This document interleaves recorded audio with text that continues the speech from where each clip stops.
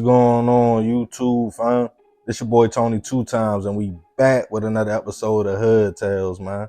Before I start, be sure to tap that like button. Definitely watch this video to the end to hear the full story and all the details in the case. For all the day one fam, y'all already know it's all love. Thanks for tuning back into another episode. If you're new to the channel and you feeling the content, feel free to subscribe. Definitely hit that notification bell so you can be notified every time we drop a new video. Let's get right into the story. When most people think about family, what usually comes to mind? Love, loyalty, respect. Being that that's your blood, is always a sense of that's my people, no matter what. There's no such thing as a perfect family. Maybe on TV shows, but in real life, families argue, beef, have eternal issues. Most of the time, it's always that one family member that can step in between and be a mediator and remind the relatives they geeking. Like, nah, we family, it's not going down like that. Sometimes that could work, depending on the circumstances. You might have a brother or sister that feels like the outcast, or that the family takes your side on every situation instead of theirs. And as we all know, petty things can turn major real fast. When someone is already holding a grudge against you or have animosity. Some people have so many deep-rooted issues with their family, they just choose to separate themselves all around the board. Either they just don't come around or move away and might pop up occasionally. But when you take a tight-knit family, put them all in one house, it could be cool for a minute. Everybody chips in and plays their part. But if one person is holding on to past issues, being that close, any small thing could rehatch those feelings.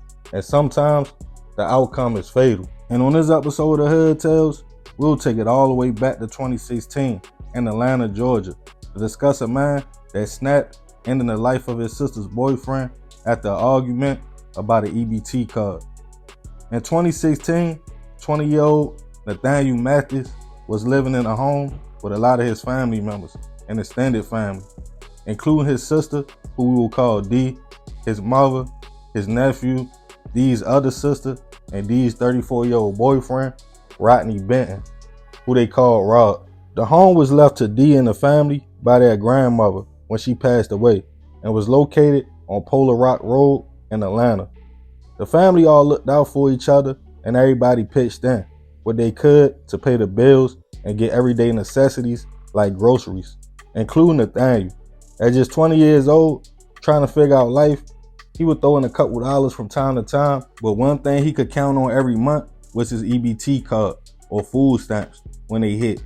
Nathaniel would usually get a card to his sister D, request a few items for himself, and she would take the rest and put food in the house for everybody else. As everyone played their part, so on June 11th, 2016, that day was no different. D told the family her and Rod were about to head to the grocery store and use some of Nathaniel's stamps to grab a few things. Nathaniel requested some small items, including some piece of Hot Pockets. D said, "All right, little bro, we got you," and her and Rod headed out. When they got to the store, they started grabbing items.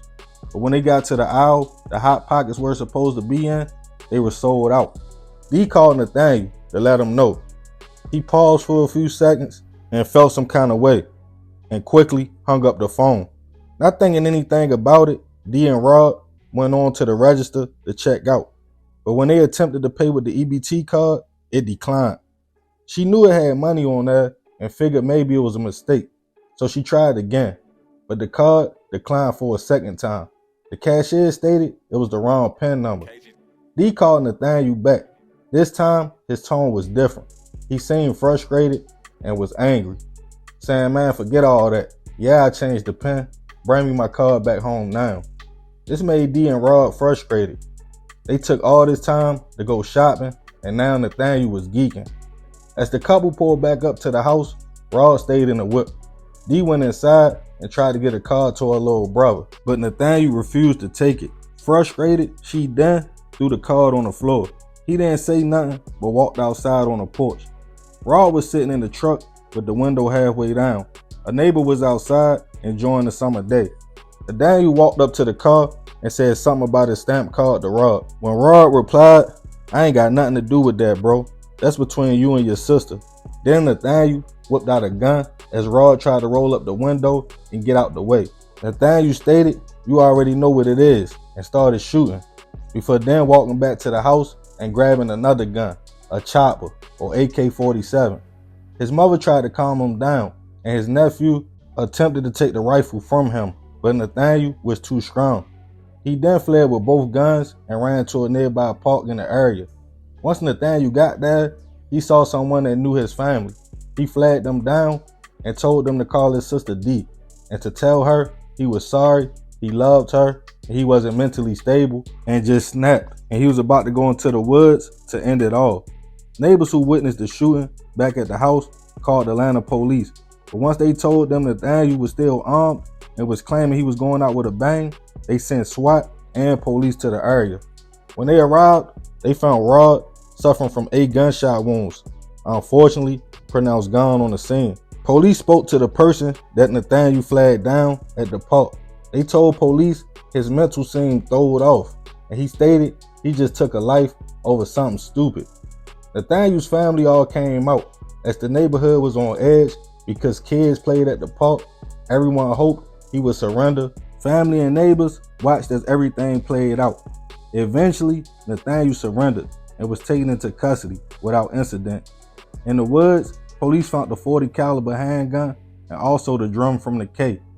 The .40 was the same weapon used against Rod. Nathaniel wasn't saying much, so a gunshot residue test was done on him, and it showed he was shooting a gun that day.